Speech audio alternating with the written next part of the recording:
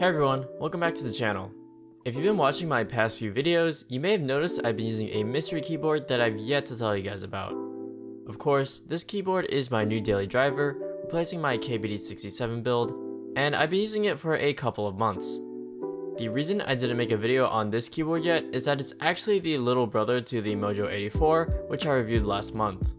And because of that, I didn't think it was necessary to do a full review of this board when both of them are practically the same. And as a quick side note, I am still giving that Mojo 84 away, so subscribe and check out that video for more details. Now, the reason I did want to make a video about this board after all is that a couple of you guys asked about what board I'm currently using. So this is the Mojo 68. I actually purchased this keyboard with my own money before I got the 84 to review. This keyboard keeps all the great features of the Mojo 84 and puts them into my favorite layout, 65%. In this video, I want to just do a quick breakdown of how I customize it to fit my preferences. If you specifically want a more in-depth review, again, check out my Mojo 84 review. The only differences between the 68 and 84 is the form factor. And with that, let's get started.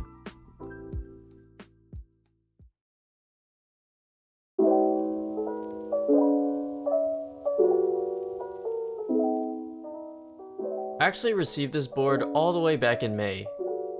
At the time, I really didn't know how good it was, and really I only decided to buy it because of the unique design, specifically the plastic colorway. If you don't like the designs on this colorway, there are other colors available that are more plain and don't have any of the extra text or designs. Of course, what also appealed to me was that it is wireless by both Bluetooth and dongle, gasket mounted, hot swap, and filled to the brim with silicone and foam. And as far as keyboards are concerned, a price tag of $230 seemed very fair to me. Even right out of the box before modifications, I think this is literally the best pre-built keyboard you can buy. Let's take a listen to how it sounds completely stock.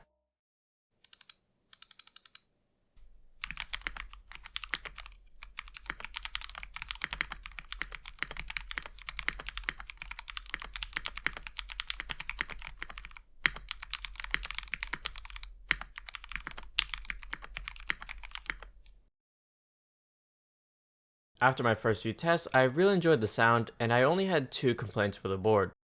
First, I disliked the Gatoron Brown Pro switches. They were just too basic, and I wanted a more defined tactile shape. My second complaint was the keycap profile.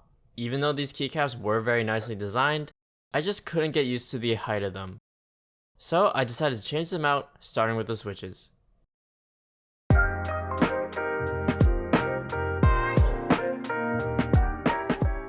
When it came down to it, there were really only two switches I was considering for this build. The first being Boba U4Ts, and the second these drop Holy Panda X's.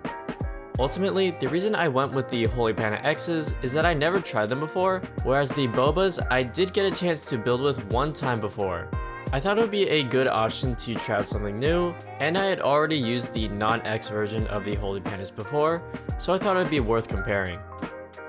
These switches are tactile with an immediate bump at the beginning of the press, which I always look for. They also use a nice spring weight at 60 grams, which I'm very comfortable with. The top housing is made of polycarbonate, the bottom nylon, and the stem is POM.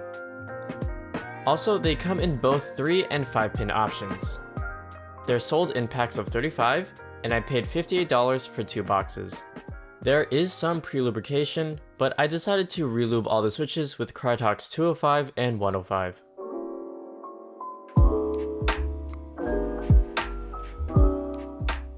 For the keycaps, I may have gone a little bit overboard, but this is a personal build, so I decided it was worth it. These are GMK Redacted keycaps.